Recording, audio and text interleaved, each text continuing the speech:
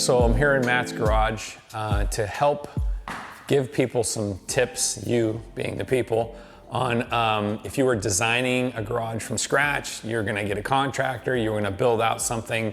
It's gonna give you some things to think of, maybe things you haven't already thought of. Some of this stuff will carry over if you're gonna, let's say, remodel a garage. You've got just kind of a more or less a blank slate, and you want to do some things. Maybe you're going to pull drywall and do things like that. I'll give you some ideas on what things you need to look for there too, so that way you don't later find out, gosh, I wish I would have done this, or I wish I would have thought of that. So hopefully this video will help you both in building a garage or redesigning the current garage you have. All right, so let's talk garage size, spacing between cabinets and cars. Matt's garage is 24 feet deep, wall to wall. The width is somewhere in the 35-foot range. With the 24-foot depth, we have about 5 feet in front of this car. This is a pretty average sized car. You've got 5 feet in front, 2 feet in the back, between the back of the car and the garage door. And I think having 5 feet up here, you could actually back the car up another foot and be safe. But this distance is great because you can pull this drawer all the way out. You don't have to worry about backing up into the car. Even I'm far away from the drawer and I'm not even, no chance of hitting the car. I think this is a very comfortable depth. If you don't want to go crazy, obviously bigger is better. But if you wanted just a more regular sized garage, I think 24 feet deep is the sweet spot. The way Matt has it set up, having the closets flanking, gives you, a nice visual. It's bookended, which I think looks cool. When you do your cabinet install, how tall are you?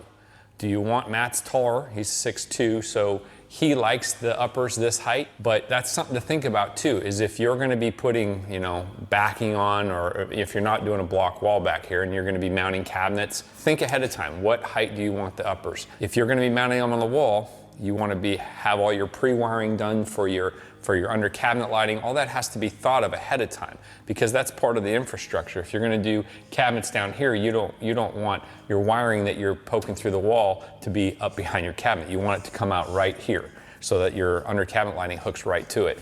Those are some of the things that, like electrical, for instance, you wanna think about where you want outlets. That's the key with anything building, is planning. Are you gonna have chargers out? Probably not. If you're obsessed like us, you would have those in the cabinet, but having outlets in premium locations is important because you really only get one shot at it. So think ahead, plan ahead, and think about what you're gonna do on your workbench. Is it gonna be something where you're just gonna plug in a soldering iron or a heat gun, or are you gonna use all cordless? In that case, all your batteries will be in a cabinet, hopefully. But those are all things to think of ahead of time when it comes to cabinet installs. Typically, a 3-car would stop somewhere in this area, but since you've got this extra 3.5, 4 feet, he's got this other cabinet over here. So since we're talking about this wall, think about where you want to put your pressure washer. Get it on the sidewall, then you can pull all your hose out like this and then run it outside, or if you're washing inside, it's a straight shot over to your cars, or you mount it on the back wall and you can just pull the hose straight out. So when you're thinking of pressure washer, you have to think of infrastructure on that too. There's water for supply for the DI and the pressure washer itself. You got to think about your bucket filler, where you want that height-wise, and in what location you want it. You got to think about your outlets. If you were just doing a single pressure washer, this is our standard height. I believe it's 63.5 or 68.5 inches to top a shelf. So those kinds of things have to be thought out because you want your outlet nice and tight next to the shelf, so it's not like over here and you got a cord running over here. You really got to pre-plan for that so it looks tidy. So that's definitely a consideration you want to make, is where exactly do you want your pressure washer? Where exactly should the outlet go? Where exactly should the water inlet come from? Where do you want your hose bib for your bucket fillers? Those are really important considerations, especially for the detailer, guys that want to wash cars either inside or outside, and you want a nice package like this. So if you're not building a garage from scratch and you've already got a garage that's already done and you don't want to tear into the drywall, and you've got, let's say, water's way over here in this corner and the pressure washer, you want to put it over here. Much like we did in the Helen at Destination OG house, I had water come in way over in the far corner, and what I used is Prevo piping, and I ran the water up and over, nice and neat and tidy, came over and supplied the pressure washer. That's something you can do too. The next thing would be consideration of vacuum system. So if you're building from scratch, what I would recommend, what I would do, is a hide-a-hose system. So right now, we have the hydro hose right here, mounted on this wall, same wall as the pressure washer. And the vacuum, the canister vacuum, is actually in the attic. So how this works is all the pipe is behind drywall, which is why I said if you're doing new construction, this is the time to put it in the wall, because you don't see anything except for this. It's neat and tidy, clean. You don't even know you have a vacuum in here unless you know. Now, if you're remodeling or you already have a garage built and you're adding to it, you don't have to do a hydro hose. If you don't want to disturb drywall, we do it. There's a surface mounted version that does the same thing. It surface mounts on the drywall. Let's say you don't have attic space or it's a second story above. You can mount the canister on the wall. You can mount a reel next to it, much like the Helen house we did there. And that's a great option. That's something else we offer. It's one of the 3 options we have. Actually, I think we have 4, don't we, Mike? Don't we have it where we also have just the canister, and then we sell the hose loosely, and then you can use a bracket to mount and wrap your hose around if you don't want to use a reel. So that's actually, there's 4 options. All right, so next is audio. You really need to plan this out too, especially if you're doing it from scratch, you're building from scratch.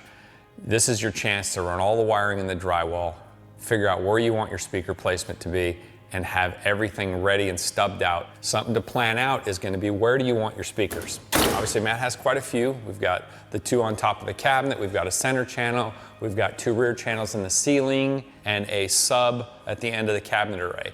Now, Matt didn't build from scratch, so we had to hide wiring. I ran things behind the backsplash, all that stuff, but that still takes planning, right? So if you're building from scratch, it's your shot to get all the wiring hidden. Just have it stubbed out either in the ceilings, let's say in the walls, on where if you're gonna put a speaker like he did on top of the cabinets, you'd have your wiring stubbed out right where it needs to go. You'd have wiring stubbed out where your subwoofer is gonna go. So planning ahead makes it so clean and tidy. That's definitely something to consider. All right, so let's talk conditioning. Matt's got a Mitsubishi mini split. This garage is roughly 840 square feet with 11.5-foot ceiling. And it's hot in Florida. That's a 24,000 BTU, and it keeps this nice and chilly 72 degrees. So I think size-wise, this is perfect for this size space. We also have, I believe, the same size unit in Helen. That's an even bigger garage, and it does a pretty good job. It keeps it around 74, 75 degrees. Matt likes it a little cooler in his garage here, but that's plenty size. So that is also something you need to consider ahead of time. Do you want to go mini split? Do you want to tie it into the house AC if the garage is attached to the house? I do like the idea of a mini split because you can isolate it from the house. You know, it doesn't have to be zoned. It's its own separate unit. You got to think electrical. You got to think, where do you want the mini split to be in the garage? Having it centralized, you know, he's got it mounted in the center of this wall. You could have it mounted in the center of the back wall. Planning ahead for AC is really important. And I think having a garage conditioned, it makes it so nice, especially you live in a hotter climate. Being out here, it's like being in the house. I feel like I'm in Matt's house right now. We could sit here and wash a car in a conditioned space. It's really next level. I can't wait to do one in my own garage. But I definitely would recommend AC in a garage for sure. And that's definitely something, I think, top 3 items you need to consider in a garage. Okay, next thing I think we should talk about is ceiling height. This is an 11.5-foot ceiling. It's a very nice height. If you're not going to install a lift in a garage, having it this tall isn't necessary.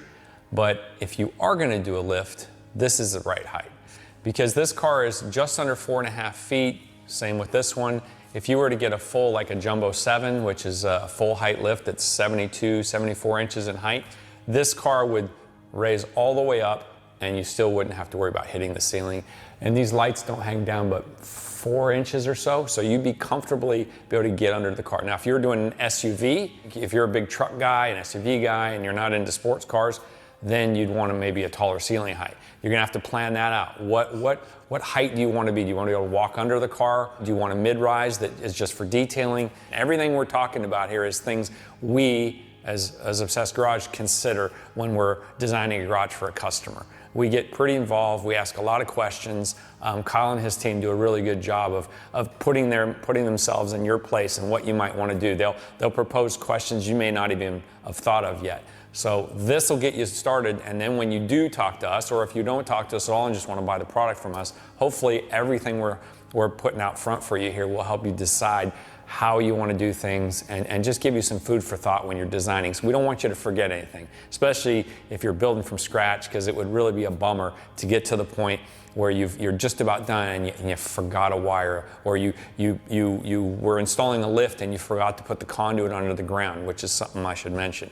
So if you're doing a lift, let's say we were doing it right in the middle of this space here. You don't want the hoses and the electrical running across the garage floor to where your lift control is. What you want to do is plan out exactly where that's going. We usually put 3-inch drain pipe, or it doesn't have to be drain pipe, it can be regular 3-inch PVC water pipe in the floor, and we go underneath the slab and we come up under right where the control is going to be. So that's something to plan for. If you do want to lift, I think having everything where you don't see anything, the lift is recessed in the ground, that's something to consider too. Rather than surface mount, if you're building from scratch and you're pouring a slab, you can recess the lift. So we have plan drawings for that, so that your contractor or yourself will know exactly how deep to make the slots for the scissor lifts.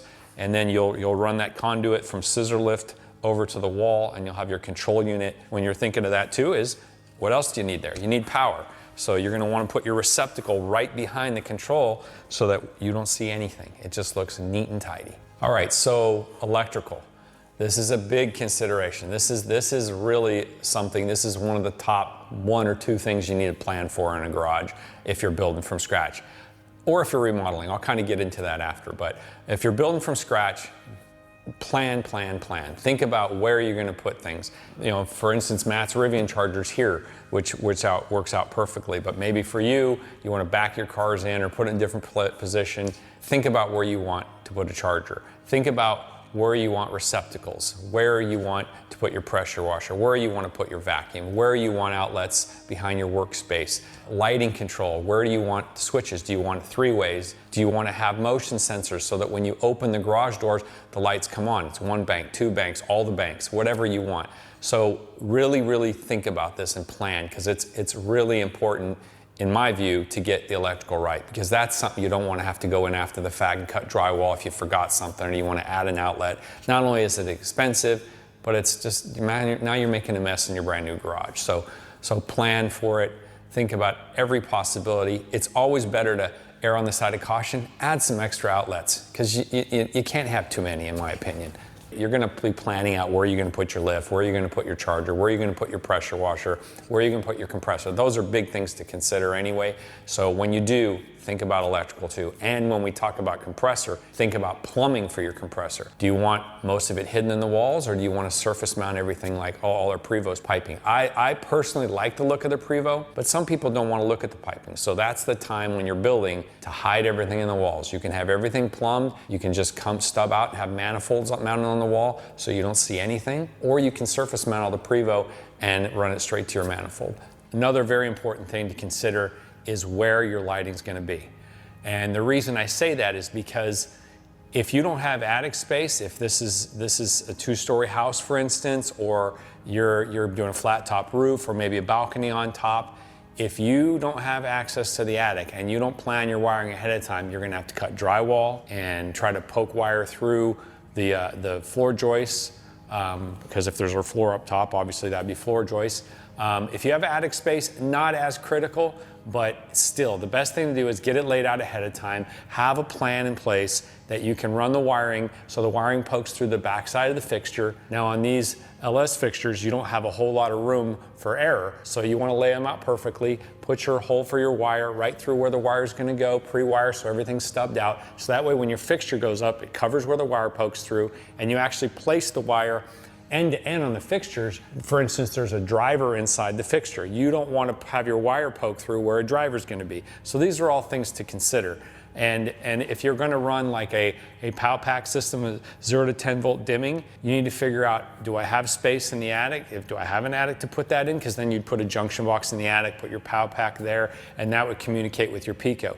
If you don't have attic space, and you're going to want your PowPack exposed, so you can program it, and so if it fails, you can replace it. So that would go on the end of the fixture. You'd have to, you can kind of determine where that PowPack would be out of the way so you don't see it. In this garage, I would probably put it on that side, that fixture far away on the back side there.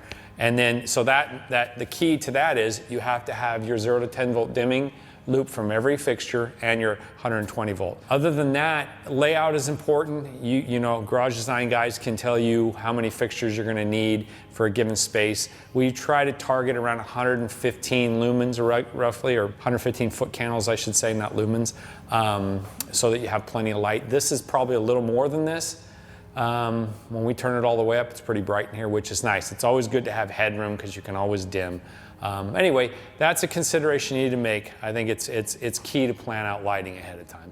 Okay, lastly, floor. Slope versus, you know, having a slot drain or an area drain. Matt's garage is sloped. He didn't build this garage, but fortunately contractor did slope the garage out. So you can wash cars in here, and the water eventually gets under the Swiss tracks and migrates out the door. Now, if you have a flat garage, you've already, you know, the garage is already built, you're kind of stuck, I guess, you could say. But if you are building the garage from scratch, you can decide whether to do a slope floor or do a slot drain where they actually taper the concrete right to your slot drain, or you can do it where they actually swale the concrete. You put a center drain and it's basically like a bowl. It all dishes towards the center.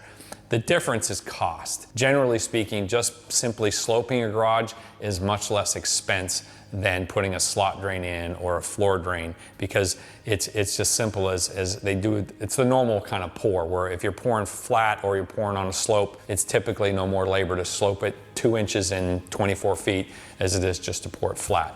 So I think if you're on a budget and you're trying to save a little money, that's one spot you could save is slope your floor out if you're going to wash cars, or if you live in a wet climate where you're going to be driving wet cars in all the time, the water will run out. Ideally though, if you're doing it from scratch, man, having a slot drain or a floor drain in is amazing. And since we're on that subject, if you're going to wash a car in the garage, a comfortable amount of space to wash is probably 24 by 24. If you had the choice, 24 foot square, park the car right in the middle, plenty of room to wash, walk all the way around, and not be bumping into walls, not be spraying walls with a pressure washer. So that's definitely something. I think if I'm going to build a garage myself, I think having a dedicated wash bay, 24 foot square would be great. All right, so hopefully all this information helps you, at least gets you in the mindset of what should I plan for. Obviously, there may be some things I missed. I can't cover everything in a short video. If you have questions, hit up design at OG, and we'll help you through. Kyle and his team will think of things, probably maybe even some things I didn't think of here. So yeah, hit us up and we'll be happy to help you out.